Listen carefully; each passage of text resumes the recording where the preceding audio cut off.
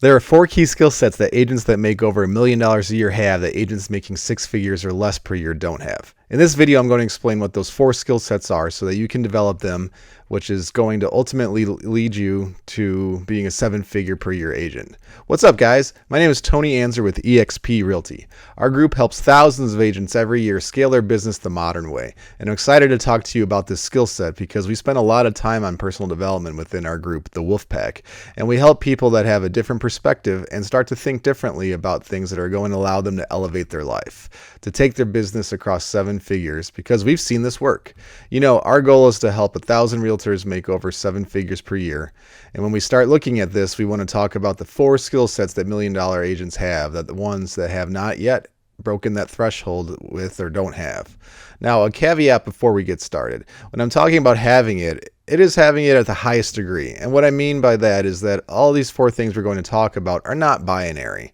How much of it do you have or how little of it do you have? Because everybody has some form of these. But the agents that are breaking 7 figures are the ones that are excelling at them at the highest level. So let's dive in and start to break out some of the skill sets that you need in order to break 7 figures.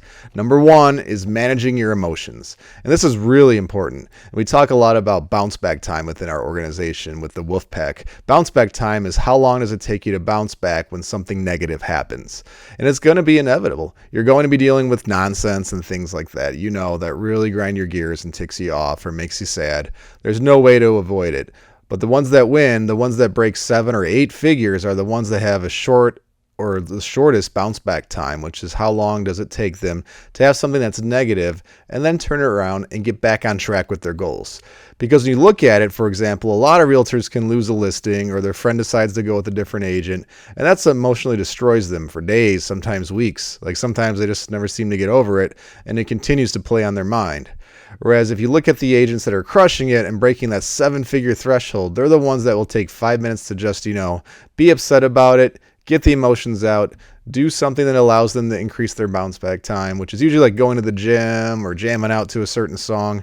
And then they're back on track because the goals mean so much to them. They're not going to let anyone deter them from hitting their goals, which goes back to my goal setting video, talking about why most agents don't have powerful enough goals that mean enough to them.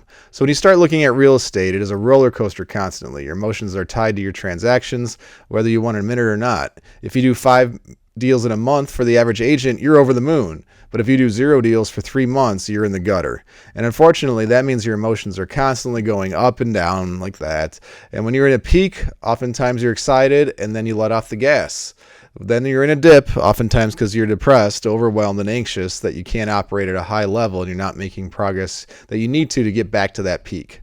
So emotional management is incredibly important, especially looking at that bounce back time of when something negative happens, how long does it take you to get back on track? And number 2 is your ability to embrace rejection, which is inevitable in any sales business because of the many different brokerage models that are coming up. I'm going to explain this from 2 perspectives, which is number 1, the more traditional brokerage, which is going to be rejection from the general public, potential buyers and sellers that you're trying to prospect or convert on their needs, things like that. The alternative is the more modern rejections we're starting to face, which is rejections from agents because you're trying to leverage an attraction and get people to partner with you.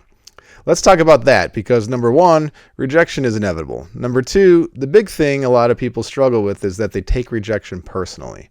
And you have to understand that unless you did something wrong and you just, you flew off the deep end and you're showing up, knocking on someone's front door, yelling and swearing at them, in almost every single case, rejection has nothing to do with you. And unfortunately, a lot of people take it personal. But they don't understand that if you knocked on the door cold or the agent cold or the potential buyer or seller cold, you have no idea what's going on in their life. Maybe their family member just got sick or cancer or something like that. Maybe somebody important to them just passed away. Maybe they just got fired from their job, and maybe they just had something extraordinarily negative happen in their life that just rubbed them the wrong way, right? You have no idea what's going on. And if you take rejection personally because you think something that you did, you're always going to struggle. But this is one of those big things because when you look at how to skill, whether it be productive or agent attraction or buyers or sellers, anything, The ones that get rejected are the ones that have the most business because they're putting in the reps. And if you're constantly scared of getting rejected, you're never going to put in the time and get the reps that you need in order to scale your business to the point of what you're looking for. Now, one of the things you need to do when looking at how to eliminate or reduce your fear of rejection is to simply educate yourself. And what I mean by that is fear comes from a lack of knowledge, right? You got to face the two polar opposites with risk in the middle. And what happens a lot of times, let's say, for example, you're cold calling, you're door knocking, whatever, you're prospecting, you've got a script. Okay, you got fear, faith, and risk down the middle. When you start looking at this, the ones that are fearful to cold call to get rejected are the ones where the risk is too high because of their fear and their faith is too low. Well, the faith is too low because you don't have confidence in what you're doing.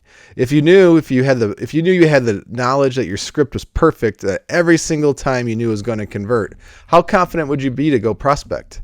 Pretty confident, because you have the skill sets, which reduces fear because the risk is lower. However, if you have not spent time in order to develop your objection handlers and present your script with confidence, the fear is going to be high because the risk is high, because the faith is low because of your lack of knowledge. So if you want to reduce your fear of anything, especially rejection, just start to educate yourself and spend more time developing your skill sets, which is going to reduce the risk, which increases the faith and ultimately decreases the fear.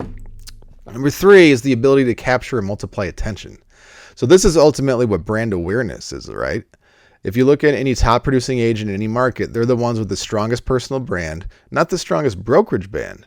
Your brokerage firm means this absolutely nothing. So if you're at a brokerage because you think the brand matters, you probably want to rethink why you're at that brokerage, because you're probably losing a ton of money in the fees of that brokerage. But anyways, ultimately, the ability to capture attention is becoming top of mind, and then the ability to amplify or multiply the attention is remaining top of mind and growing your brand awareness in your local market.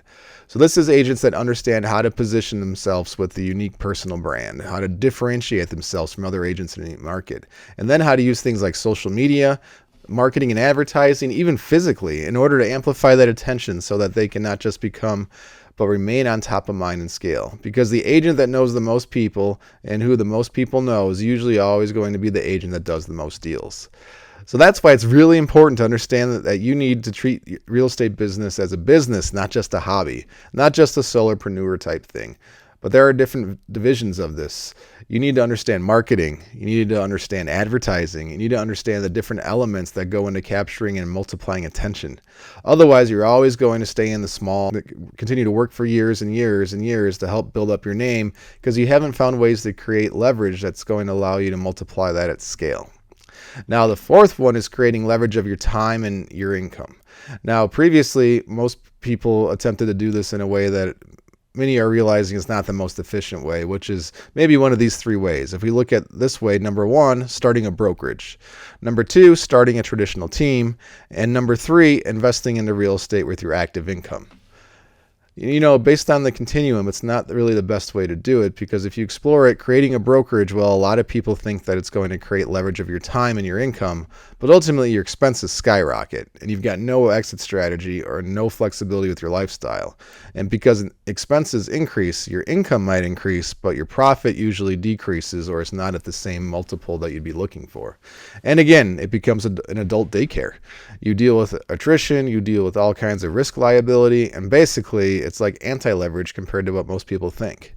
Very similarly with starting a traditional real estate team at a traditional brick and mortar franchise brokerage is that you think you're going to create leverage of your time, leverage of your income by getting agents to partner with you. But what you realize almost every single time is that most agents that want to be on a team don't work like you, which you're going to struggle with mentally, wondering why they're not doing what they need to do. And number 2, the ones that do work like you are going to become strong agents, and then they're going to leave your team because they don't want to build your brand and make you money on the commission splits. They want to do it themselves, and there's no exit strategy as well. You don't create a flexible lifestyle because ultimately you have no flexibility of time. You have to be there to support everybody, so that's ultimately why I joined a brokerage like eXp Realty, is because it allows you to create leverage of your income in your time. It allows that great leverage of your time because of the club system, the multiple brokers, and the developing of the leaders within your organization that you can bring into the company that can do the same thing that you can, so that when you go on vacation, you don't have to worry about your business collapsing or agents getting upset. It creates leverage of your income because based on building a strong brand, when you capture and multiply attention, you're not in a brokerage that allows you to partner with agents at a scale globally. Then you're always going to have to be doing it in a linear way, not an exponential way like we have here with the ability to create additional income streams, create the residual income, which again, going to that third component of investing into real estate. Still an incredible way to do it. The only difference is that if you're only investing using active income, if you want to scale your portfolio, you have to invest more time. Whereas when you look at models like this, if you want to double your residual income, like doubling your rental portfolio, then basically you just have to keep doing what you're doing and wait a year. In most cases, it will, within reason, double. And then what you can do is take the residual and use it to invest in properties. But it's really important to understand that as realtors start to make more money, their recurring expenses increase, but they don't have any recurring income. And this is what keeps agents that get to that 7-figure level not wealthy but rich, because they have money but they don't have the time. And ultimately, the way you want to build your business when you get to the 7-figure level is to actually have the time to enjoy it. So hopefully understand those 4 key skill sets and can work on improving them in terms of creating leverage and being able to build your business in a way that gives you the flexibility that you've got into the real estate business for. So thanks so much for tuning in as always. Please drop a comment. If you have any questions, please make sure to like, to subscribe, and we'll see you in the next video.